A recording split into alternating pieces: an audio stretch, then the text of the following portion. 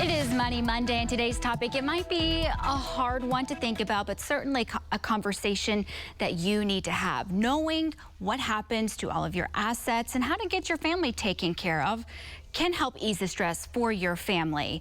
Whether you have just a house, a car, a whole estate, you should be planning what happens with your belongings when you're not here anymore. Joining us this afternoon is our financial expert, Paul Hood with Hood CPAs. Paul, thanks for being here. Thanks for having me. So, like I said, hard conversation to be having, or a hard thing to think about. But people need to be thinking about a will, a trust, whatever that might look like for their situation. Yeah, so it's very, very important. And you just never know when that day might come. I've seen it happen, people in their 30s and their 40s and their 50s. And so you always think, well, that day is going to come later so I can plan for it later. And, what people don't understand is the state of Oklahoma has a will for you if you don't. If you die, half your stuff goes to your spouse and half goes to your kids. So if you don't want that to happen, then you need to make provisions. Now, some people, a trust will do them a lot of good. So a trust does two things.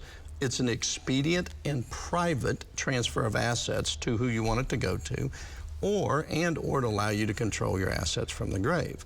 A will is considered not a living document, and so when you die, it has to be probated. So if you've got things in your name, house, car, checking account, investments, and you leave a will that says, I want it to go to this person, my wife, my husband, my kids, whatever, a court still has to get involved, and attorneys get involved to probate, to legally move those things out of your name. So a trust, a lot of times, is a lot better. The other thing with a will is it's public. People can go to the courthouse and see, well, Joe had this much stuff and this is where it went. A trust is private.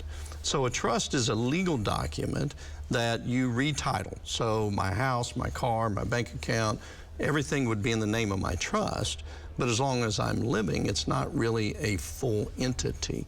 At my death, though, all that has to happen is my successor trustee walks into the bank and says, give me a signature card, here's a death certificate, because the trust now is still in place.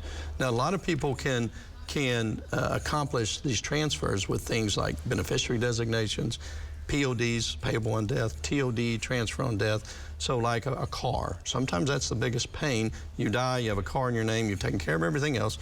You can file a transfer on death with your DMV, and when you die, the car automatically gets transferred to who you want it to. So those things escape probate, they're private, and it's expedient. So when thinking about these things, it can feel very daunting, a very complex process. What do you recommend somebody work with? Who should you work with when trying to put together those kind of documents, whether it be a trust or will, or making sure you have all your bases covered? Yeah, well, a competent financial planner can help you decide whether you need a trust or a will. And then once that's decided, you need to have an attorney do it. And if you need a will, not a trust, you can kind of do it yourself. You got to decide whether you want to control the assets from the grave, meaning my kid is an idiot or knucklehead and he doesn't get it until he's 35.